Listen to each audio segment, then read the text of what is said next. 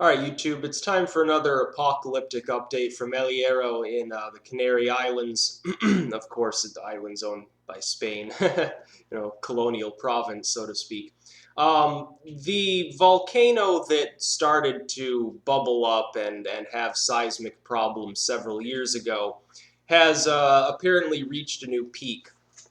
That is, there's a swarm of earthquakes literally currently hitting the island area on both sides of the island, which is rather strange. There was a 5.4 last night our time. Of course, over there it was at roughly 5 p.m. 5.4 hit. There are reports of vapors rising up from the water through fissures and cracks in the land. The problem with the situation isn't the volcano itself. It's still underwater. It has released material before, sort of a pseudo-eruption. You've had materials and gases come out of it before. It is rising also. It's apparently risen 3 inches in the last few days. But the problem isn't with the volcano itself. The problem is that it's right next to La Palma. And La Palma is a very large, loose chunk of porous rock that could slough off into the ocean, causing a tsunami that would hit basically the entire Atlantic area. I've seen one video, I can't vouch for it being true, I'll put it in the description, saying that parts of the coastal United States could see 60, 70 feet of water, a massive tsunami. Coastal Africa, the area near the Canary Islands, they're completely screwed. Mauritania and Morocco and all of those other places. They're basically screwed as far as anyone living anywhere near the coast. Portugal, Spain, same thing. It would hit Britain, it would hit Iceland, Greenland. It would wipe out a very large proportion of life. The problem being coastal areas tend to be densely populated. There would be only a matter of hours for people to flee to higher ground or further inland. A lot of them wouldn't make it because you'd have bottlenecks of traffic. Of course, in such a situation, people go crazy, they panic, they're not thinking clearly, there'll be accidents, they could hold people up for 10 minutes or 10 hours. So you'd probably see the hundreds of millions of people potentially die. Thankfully, where I am, I'm protected by 2 ranges of mountains. One is several thousand feet of solid granite, both in height and in width, so it's not going to hit here. But for those living in coastal areas, they'd best hope there's not another major earthquake. The problem is, as this volcano continues to rumble, any of these earthquakes, and the 5.4 did cause minor landslides, minor compared to the whole third of the island that is La Palma sloughing off into the ocean. The problem is that each of these earthquakes could potentially trigger a mass landslide. If it explodes, it could trigger a landslide, and it's happened before. That's the unsettling part. Over 100,000 years ago, yes, but a chunk of La Palma already did dive off into the ocean, just keel over and give way. And they've apparently found geological remnants of the tsunami that it caused all over the Atlantic area. There are cracks forming in the side of La Palma now, probably as a result of all this seismic activity. In the last week, there were over 30 magnitude 3.0 plus quakes in the area. Now, I've felt a magnitude 3 earthquake. It's not a violent trembling that destroys everything in its path, but you can definitely feel it. When you have a loose, already cracking, already unstable area, especially of the height of La Palma, be undergoing that constant shaking, it can cause problems. The area, even when it's not having an earthquake at the moment, is still having minor, micro earthquakes, I guess you would term them, and is continually vibrating, because right now what seems to be happening is the magma below, which still hasn't broken into the actual water itself, which it's not very deep underwater, by the way. I think it's a matter of feet. The magma is pushing its way up.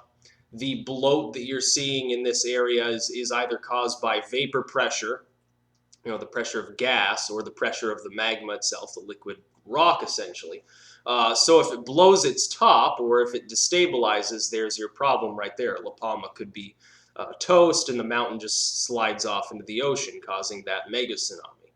And again, since it's happened before, you know it's possible. We're about due for a major earthquake anyway. We're due for an 8.0 plus quake as we speak. It hasn't happened yet, so it's going to happen at some point. People's best guesses are Japan, because you know Fukushima and all that stuff happened with a major quake. There's still aftershocks there. This one in the Canary Islands could be a foreshock of a much larger earthquake. They could have a 7.0, 8.0, 9.0 tomorrow. It could have it in the next 10 minutes, in which case La Palma's gone probably, and people in the coast better start running towards the mountains. It could be also in Pakistan, because they have a new island because of all the seismic activity in that area. But if El Hierro does explode, and there's reason to believe that the area is becoming unstable also here, then you have a problem. The reason you have to suspect instability: this larger earthquake actually happened on the opposite side of the island from where the smaller quakes are coming from. That indicates to me that there's a growing level of instability. Again, if vapor is rising up through the water or ground, then it's venting up. There's probably pressure there. Worrying scenarios, especially for people living in the Canary Islands, because even just a regular eruption that doesn't cause a massive tsunami, you know, causes them to have to evacuate. They were evacuated before, I believe, in 2011, as the result of a different eruption. This same underwater volcano began to spew out, you know, essentially mud and debris and so forth. And while it didn't directly endanger the existence of the Canary Islands, people did end up having to evacuate. Of course, it calmed down. And it's had several earthquakes in the last few years, but then it grew more calm. Right now, it's undergoing a massive earthquake swarm, which can be a precursor to a much larger seismic or volcanic event. And then you have this somewhat larger quake as well that has just happened in the last 24 hours. So I just thought I'd put this out there.